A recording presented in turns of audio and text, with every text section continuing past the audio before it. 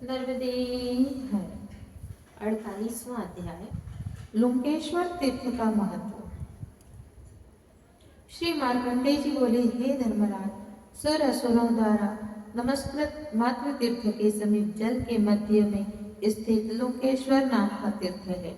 यह तीर्थ धरातल पर बड़ा ही पुण्यदायी एवं चमत्कारों से चमत्कृत है।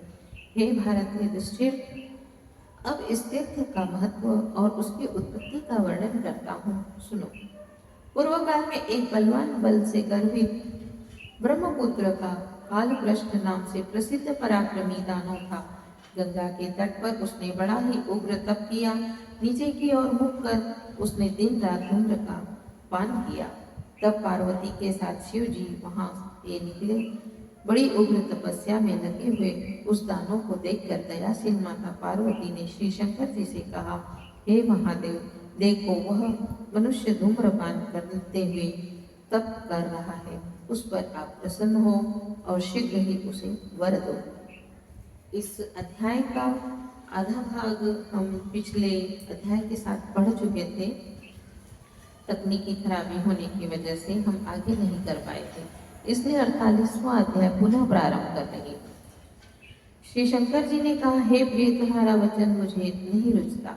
मनुष्य को सदा इसका स्वकर्तव्य का चिंतन करना चाहिए। दूसरे के कार्य से क्या प्रयोजन। मूर्ख स्त्री, बालक और शत्रुओं के कथन से जो मनुष्य चलता है वह पुरुष घोर विपत्ति में पड़ता है, ऐसा सत्य ही कहा गया है। शिव जी को ज्ञात था कि यह अधम मनुष्य है जो कि इस तरह की मृत्यु पर विजय पाना चाहता है, जो कि मृत्यु तो अकाल सत्य है, परंतु वह मृत्यु नहीं पाना चाहता, अमर होना चाहता है। इस आधार से वह भगवान शंकर की तपस्या कर रहा था और पार्वती जी ने सोचा कि इसको वरदान दे शिव जी, क्योंकि वह इस तरह से तपस्या कर रहा है।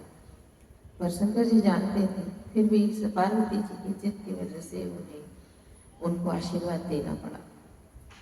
हे प्रिय, तुम्हारा वचन मुझे नहीं रुचता। मनुष्य को सदा स्वकर्तव्य का चिंतन करना चाहिए। दूसरे के कार्य से क्या प्रयोजन। मूर्ख स्त्री, बालक और शत्रुओं के कथन से जो मनुष्य चलता है वह पुरुष अब घोर विपत्ति में पड़ता है, ऐसा सत्य ही कहा गया है।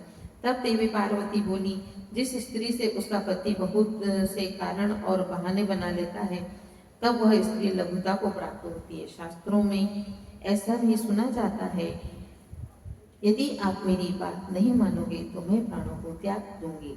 इस प्रकार पार्वती जी के प्रेरणा से शंकर जी उस दानव के समीप गए। श्री शंकर भगवान बोले, हे दानव, तुम धूम्रपान क्यों कर रहे हो? इसलिए तप करते हो? किस लिए तप करते हो? तुम्हें क्या दुख और संताप है? अपना अभिष्ट कार्य मुझसे कहो। आज भी तुम युवा दिखाई दे रहे हो, तुम्हारी अवस्था 20 वर्ष की सी प्रतीत हो रही है। इससे तुम अपने तप का विशेष कारण बताओ। दानव ने कहा, मुझे आप अचल भक्ति दें, आप मेरी श्रद्धा बनी रहे। हे भगवान, मेरे ऐसे 1 सहस्त्र और निर्विघ्न बीत चुके हैं और 2000 दिवस आपकी प्रसन्नता के लिए तप से पूर्ण हो चुके हैं।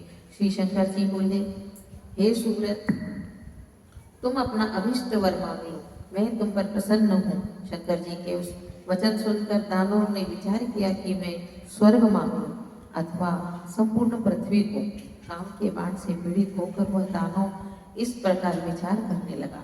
दानव बोला, भगवान, यदि आप मुझ पर प्रसन्न हैं और मुझे वर देना चाहते हैं तो मैं संग्रामों में संतुष्ट नहीं होता और कुछ बल भी मुझसे नहीं है।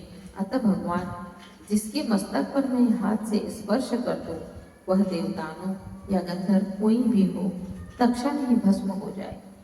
शंकर जी ने ऐसा कहा, हे दानव, तुमने जो विचार किया है वह सब सफल हो।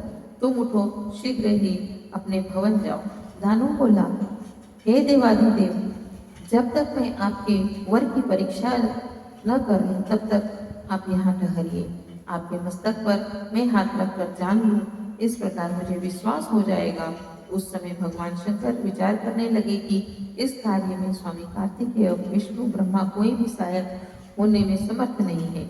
आई हुई आपत्ति को समझकर भगवान शंकर नंदीश्वर से बोले, इस समय तुम कुछ देर इस पापी से युद्ध करो। श्री शंकर के समा सिर पर स्पर्श करने के लिए उस दैत्य कालपृष्ठ ने अपना हाथ फैलाया और नंदीश्वर के पुच्छ से ताड़ित होकर वह दैत्य दुखित होकर पृथ्वी पर गिर गया। तब शंकर जी पार्वती के साथ दक्षिण दिशा की ओर चले। भय से डर कर ग्रीवा को मोड़कर बारंबार पीछे की ओर देख रहे भगवान शंकर के अदृश्य हो जाने पर वह दानव कालपृष्ठ नंदीश्वर से लड़ने लगा। महाबली महापराक्रमी दोनों ही लड़ने लगे। क्रोध से वज्र समान प्रहारों में 3 घड़ी तक हाथों से वह बैल के सिर को स्पर्श कर रहा था। पुच्छ के प्रहार से उससे दानों को घायल कर वृषभ नंदीश्वर तब शंकर जी के पास चला। वह दैत्य कालपृष्ठ भी शीघ्र ही उठा और नंदीश्वर के पीछे दौड़ा। वायु के वेग से वह जहाँ भगवान शंकर थे वहां पहुंच गया। दानों को आया जानकर नंदीश्वर ने शिव जी से कहा, हे महादेव, मेरी पीठ पर चढ़कर शीघ्र गमन कीजिए। वृषभ की पीठ पर चढ़कर पार्वती जी के साथ शंकर जी स्वर्ग पहुंचकर इंद्र के भवन गए। बल से गर्वित उस दानव ने शिव जी का पीछा नहीं छोड़ा। तब इंद्रलोक को छोड़कर श्री शंकर जी ब्रह्मलोक को गए। श्री शंकर जी भयवश देवी के साथ जहाँ भी जाते थे वहाँ उन्होंने अपने पीछे आते हुए उस दानव को देखा। संपूर्ण लोकों में घूमकर शंकर जी बड़े विस्मय में पड़ गए। उन्हें कोई ऐसा स्थान नहीं मिला जहाँ कुछ समय विश्राम प्राप्त हो सके। देव दानव का वहाँ भयंकर युद्ध जानकर प्रसन्नचित्त देवर्षि नारद वहाँ बहुत समय तक नाचते थे। आज मैं धन्य हूँ, मेरा जन्म सफल हो गया, मेरा जीवन श्रेष्ठ है। बड़े कलह को देखकर मुझे बड़ा संतोष होता है। नारद जी देव दानव का युद्ध वहाँ छोड़कर जहाँ भगवान शंकर थे वहाँ आए। महादेव ने उनको देखकर सत्कार पूर्वक उनसे कहा, हे मुनिश्रेष्ठ नारद, तुम विष्णु को जानते हो कि वे कहाँ हैं। तुम शीघ्र ही वहां जाकर इस स्थिति का उनसे निवेदन करो। नारद जी ने कहा, देव दानव सिद्ध और सिद्धों की, गंधर्व सर्प और राक्षसों की सबकी विपत्ति को देवादिदेव आप निश्चय ही हर लेते हैं। आपके लिए असंभव कुछ नहीं है। आप मन में वैसा चिंतन भी न करें। भगवान आप पर जैसी विपत्ति है मैं समझता हूँ। शंकर जी ने कहा, नारद, जहाँ विष्णु है वहाँ तुम शीघ्र ही जाओ। दानव जो कर रहा है वह सब तुम्हें क्या है। इंद्र सहित संपूर्ण देवों से यह अवध्य है, अर्थात वध के योग्य नहीं है। हे महामुनि, तुम विष्णु के समीप जाकर उनसे यह निवेदन करो। नारद जी ने कहा, मैं वहां नहीं जाऊंगा क्योंकि वह क्षीर सागर में सुखपूर्वक शयन कर रहे हैं। भगवान विष्णु की प्रेरणा देने में इन्हें आज्ञा दीजिए। माता, बहन और पुत्री के द्वारा ही राजा, स्वामी अथवा गुरु को जो शयन कर रहे हैं नहीं जगाना चाहिए, अथवा गुरु के द्वारा जागरण करवाना चाहिए, अन्यथा नहीं। शंकर जी ने कहा, यदि किसी के घर में भयानक आग लगी हो तो वहाँ के लोग आग की लपेट में आ गए हो, वे निश्चय ही मर जाएंगे। ऐसा जानकर सहायक सोते हुए अवस्था में क्या जगा नहीं पाएंगे। अतः समय एवं परिस्थिति का विचार परम आवश्यक है। नारद जी बोले, भगवान आप शीघ्र ही अब जाओ, अपनी रक्षा करो। मैं भी वहाँ विष्णु भगवान है वहाँ जाता हूँ, इसमें संदेह नहीं। तब भयंकर नदी और महाकाल खंबे हाथ में लिए हुए मुक्तर आदि हथियारों से वहाँ उस दानव को मारने लगे। वे तीनों बड़े शरीर वाले 7 ताल वृक्षों के प्रमाण वाले थे। परस्पर युद्ध करते हुए उन्हें शांति नहीं मिल रही थी। तदनंतर नारद विष्णु भगवान के पास गए। उस समय शेष नागों की सैया पर लेटे शेषाग्र में विष्णु जी को देवर्षि नारद ने देखा। श्री लक्ष्मी जी भगवान के चरणों में अपने सिर रखे हुए थी। अप्सराएं उनके सम्मुख गा रही थी।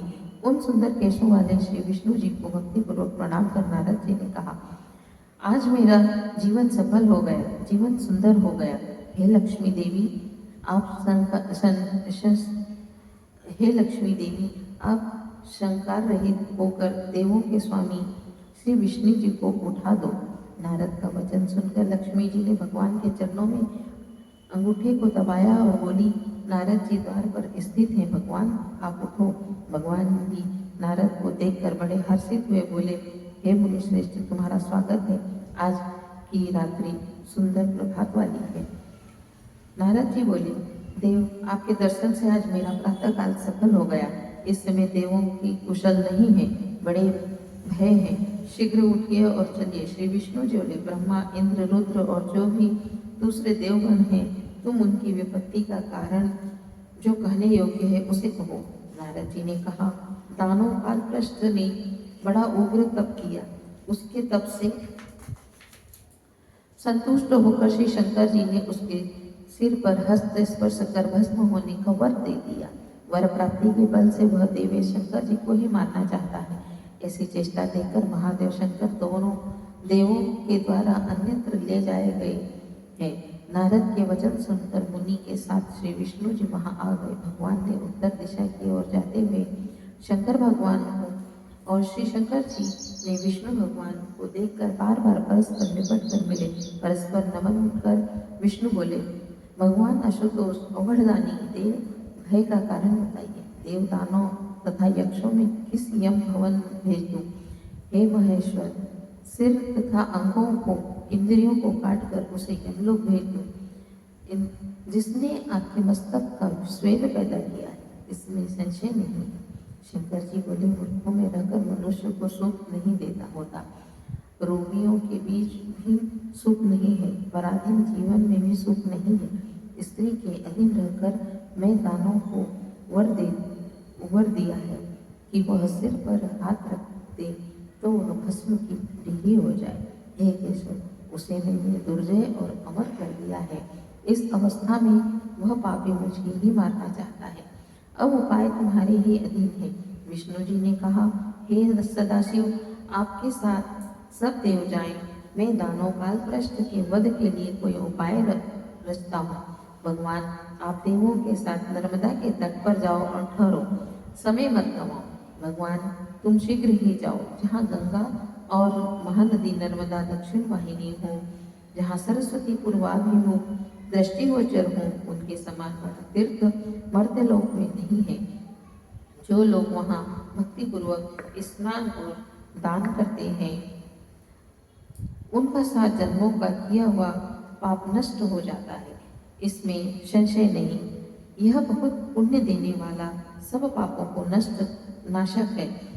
हे देवेश, देवों के साथ आप उसी लुंकेश्वर तीर्थ में पधारिए। श्री विष्णु के वचन से ही उसी तीर्थ कुंड पर पहुँचे। देवों के साथ ही श्री शंकर भगवान ने वहाँ बड़े प्रेम से निवास किया। उसके अनंतर भगवान ने अपनी माया द्वारा उद्यान वन में शोभित वसंत मास की रचना कर दी। वहाँ वन, अशोक, बबूल, पीपल, सुंदर श्री वृक्ष, कैत, शिरीष, रज चंपक, श्रीफल, ताल, कदम, गुलर आदि अनेकों वृक्षों को बहुत सुगंधित अनेकों पुष्पों से शोभित भौरों से गुंजारित हो उठा। उस वन के बीच में बहुत से पक्षी के कलरव, कोयलों की कूक से गुंजित तथा प्रतिध्वनित बहुत सघन एक बड़ा वट वृक्ष था। विष्णु जी ने वहाँ उसी समय कन्या रूप धारण किया। उसके समान चराचर सहित त्रिलोकी में कोई कन्या नहीं थी। सुंदर स्वरूप वाली, शुभ्र नेत्रों वाली, साथ में दूसरी भी कन्याएं थी, जो दिव्य रूप धारण किए हुए तथा दिव्य अलंकारों से अलंकृत थी। जो उसी कोई उन स्त्रियों की कामना करे, ऐसे पुरुष की कामना करने वाली वे थी। मोतियों, रत्न तथा वैदूर्य मणियों से और इष्ट सार तथा बांसों के बंधा हुआ एक झूला वहाँ बना था। उस पर बैठकर वे सुंदर कन्याएं वहाँ मुस्कुराकर गायन कर रही थी। सघन वन का स्पर्श कर शीतल वायु की चारों ओर सुगंध फैल रही थी। वह सुगंध दानों की नासिका में प्रविष्ट होकर उसे आकर्षित कर रही थी। तब वह पुष्पों के गंध से बड़े विस्मय में पड़ गया। ऐसे सुगंध को सूंघकर उसने विचार किया कि ऐसा पुष्प हमने देखा सुना नहीं है। सुंदर सुरीले ध्वनि से गुंजारित गीत का श्रवण करते हुए गीत की सुरीली तान सुनकर वह भगवान की माया से मोहित हो गया। जिस प्रकार मृग बहेलिया के कपट से लगाए गए बड़े बड़े जाल में फंस जाते हैं, हे राजन, उसी प्रकार कालभ्रष्ट दानव भी श्री कृष्ण के जाल में फंस गए। उस कन्या को देखकर वह दैत्य मूर्छावंत हो पृथ्वी पर गिर गया। उस अवस्था में उसने वट के नीचे एक कन्या को देखा। कन्या के शोभायमान मुख को देखकर वह पुनः काम से पीड़ित हो गया। एक स्वर्ण दंड लेकर उसने उस कन्या को गिराने की चेष्टा की। कन्या ने कहा, श्रेष्ठ कुल उत्पन्न दानव, तुम मुझे मत छुओ, मैं कुमारी हूँ, तुम मुझे शीघ्र ही छोड़ दो, मैं घर जाऊंगी। दानव ने कहा, हे सुंदरी, मैं तुम्हारे साथ विवाह करना चाहता हूँ। इस प्रकार तुम संपूर्ण पृथ्वी की रानी बन जाओगे, इसमें संशय नहीं है। कन्या बोली, हे दानव, कुमारावस्था में पिता, युवावस्था में पति और वृद्धावस्था में पुत्र स्त्री की रक्षा करता है। स्त्री स्वाधीन नहीं है। पिता रक्षित कौमारे भाग, भर्ता रक्षित यौवने, पुत्रो रक्षित वृद्धते, न स्त्री स्तातंत्र्य मर्हति। श्रेष्ठ कुल में उत्पन्न हुए मुझे स्वतंत्रता प्राप्त नहीं है। तुम्हें इस कार्य के लिए मेरे माता पिता और भाई से कहना चाहिए। दानव बोला, हे सुंदर नेत्रों वाली सुंदरी, यदि आज तुम मुझे नहीं चाहती हो, स्वतंत्रता ग्रहण नहीं करती हो, तो यह सत्य है कि मेरी हत्या तुम्हें लगेगी। कन्या ने कहा, जिस किसी पुरुष में विश्वास नहीं करना चाहिए, मनुष्य स्त्रियों में विचित्र व्यवहार वाले लंपट, आसक्त और काम से मोहित होते हैं, फिर भी तुम मुझसे अपना विवाह का विविध भोगों को भोगो। पीछे जन्म का नाश तो होगा ही, तुम न रहोगे, न मेरा कोई दूसरा होगा। ब्राह्मणी, क्षत्राणी, वैश्य कन्या और शूद्र कन्या, इन चारों वर्णों की कन्याओं का दूसरा पति नहीं होता तथा एक जन्म में एक ही पति होता है। दानव ने कहा, जो तुमने वचन कहा है, मैंने उसे अपने हृदय में धारण किया है। आज तुम मेरा विश्वास कर लो और जो तुम्हें मन में रुचता है कहो। कन्या ने कहा, हे दानव, तुम मुझे गोप कन्या जानो, मैं सखियों के साथ क्रीड़ा करती हूँ। हमारे कुल में जो पारंपरिक नियम है, तुम उसे विधि पूर्वक पूर्ण करो। हमारे कुल में विश्वास का अन्य कोई नियम नहीं है। संपूर्ण गोपकुल में सिर पर हाथ रखने का नियम है। हे राजेंद्र, कामांध होकर उसने अपने सिर पर हाथ रख लिया और उसी समय तृण समूह की भांति भस्म हो गया।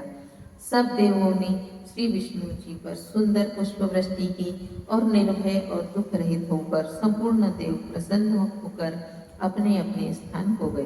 कालपृष्ठ के भस्म हो जाने पर श्री विष्णु जी भी क्षीर सागर को चले गए। जो गुरु दानव के इस चरित्र को भक्ति से सुनता है, श्री शंकर जी के वचन के अनुसार नित्य वह विजयी होता है।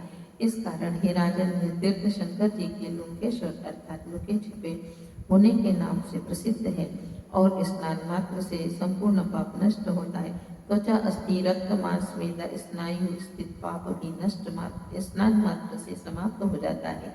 मज्जा और वीर्यवती करोड़ों जन्मों से होने वाला पाप नष्ट हो जाता है। हे महाराज, जो पुरुष लोकेश्वर में भक्ति जल पीता है, 3 अंजलि मात्र जल पीने से पाप हजारों टुकड़े हो जाते हैं। विशेष रूप से दोनों चतुर्थी और अष्टमी को उपवास कर जो पितृगणों के उद्धार के हेतु यहाँ पिंडदान करता है, हे पांडुनंदन, उसने नरक में पड़े सब पितरों का उद्धार कर दिया। वेदों में पारंगत विद्वान ब्राह्मण को जो भी श्रद्धा पूर्वक यहाँ एक कौड़ी भी देता है, तो उसे कुरुक्षेत्र आदि का दान का फल मिल जाता है, अन्यथा नहीं। हे राजन, भगवान श्री शंकर ऐसा कहते हैं, यह स्पर्श लिंग शंकर भगवान द्वारा निर्मित है। इसके स्पर्श मात्र से मनुष्य का रुद्रलोक में वास होता है और उससे कुरुक्षेत्र आदि में किए दान का फल मिलता है। मंगलमयी श्री दुर्गा भी रक्षा में नियुक्त है। लोकपालों के स्वामी कुबेर भगवान श्री शंकर के पार्वती हैं, जो हर समय ग्रहों के प्रकोप के संबंध में तथा और भी अनेक कारणों से देवगण लोकेश्वर तीर्थ को कभी नहीं छोड़ते। इसी तरह 48वां अध्याय समाप्त हुआ। नर्मदे तदीय पाद पंकजम नमामि नर्मदे।